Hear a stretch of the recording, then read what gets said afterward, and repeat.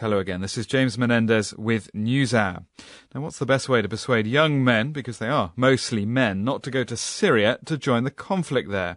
The British police have launched today a new campaign urging the wives and mothers of young Muslim men to intervene if they suspect family members may be going off to Syria. And in France, the government there says it's introducing a series of measures, including a ban on minors travelling to Syria without parental consent and a plea for families to be more vigilant. Precise numbers aren't known, but it's thought that several hundred people from each country have gone to Syria to fight.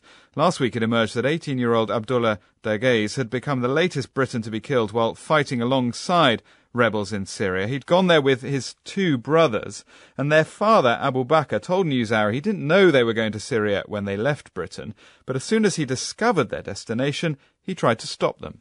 As soon as I heard the news that they left and their passports are not there, I went over to Turkey to meet with Abdullah and Jafar before they reached to Syria. And I did meet with them and I tried to convince them to come back and not to go in. But they were adamant and they were convinced that they want to help the Syrian people. They were very much committed to the cause of releasing the suffering of the Syrian people.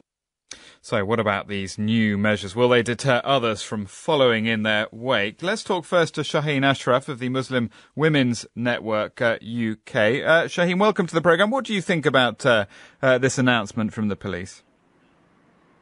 Well, I think the announcement is a good thing, and actually, I mean, the more we can do this, I think it would be better for all of us all around. I mean, the issue here is a safeguarding issue. It's about any other issue that happens with regards to safeguarding, with regards to grooming, child sexual exploitation. I mean, when we see things happen within an environment, I mean, due to due diligence, we will report it. And I think, like with anything, again, as a safeguarding issue, we should kind of bring it to the fore. You said we will report it. I mean, is there enough trust in the police?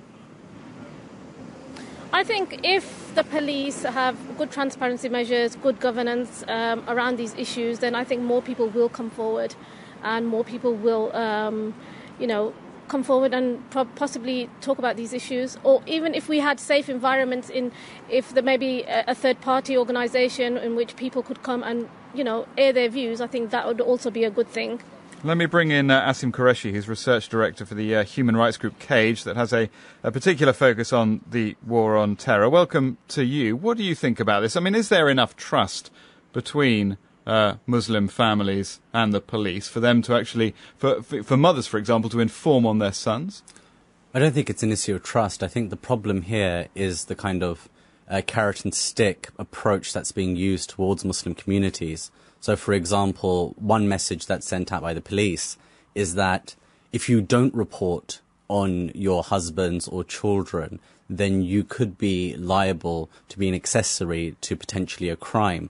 And the other hand, they're saying, well, we need to work with those same very people in order to, make sure that people aren't going over. But I think we need to separate the issue somewhat. I agree with what Shaheen's saying in terms of minors, that yes, there is a safeguarding issue there.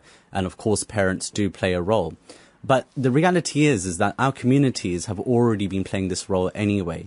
You find mosques, you find, Muslim leaders, scholars all saying the same thing, which is, while we don't believe it's unethical to fight over there or un-Islamic in any way, and we're talking about fighters here, really. Let's not talk about aid work, because I think that kind of confuses the issue. What they are saying is that, well, really, is this the right thing to do? Is this the best thing to do in terms of trying to help the people over there? And the actual the advice that's been given has been really unanimous, which is no, it's probably not the best thing for you to be going over there. The authorities clearly believe that message isn't getting through and that they need to do more, they and also those communities.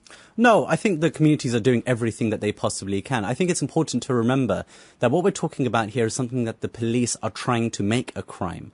So at the moment, they are trying to pursue a number of terrorism cases in order to see whether or not they can bring this conflict and participation in this conflict within the terrorism legislation.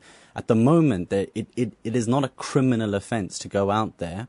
What they're trying to do is make it a criminal offence by using these test cases. And I think that's quite important to bear in mind. For the most part, everybody that Cage has spoken to with Muslim communities agrees that, it's important that the international community supports what the rebels are doing in terms of trying to depose the Assad regime. But what we're really seeing is these mixed messages about, well, it's okay to oppose Assad, but it's not okay for Muslims to do it, or Muslims within a Western context. Those mixed messages are alienating, and what they say to young people, especially here in the UK, is that, actually, you can have a political opinion about anything you like, just as long as it's not about issues that the UK government has an opposing view on. Shaheen Ashraf, most mothers don't know everything that their sons get up to, do they?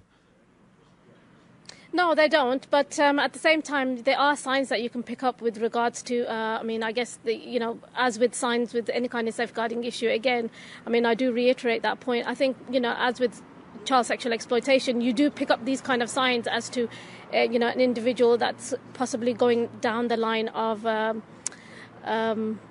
I don't know the word to use actually, but it's not necessarily just what happens here, is it? It's what happens out in Syria and what might happen when those men return. There are cases where we've had, there's been individuals that have come back and they've suffered from PTSD, and it's those kind of traumas that that do reflect back within their own personal lives and again, I guess, the lives of the communities around them. No, but I meant people becoming more extreme in their views, though.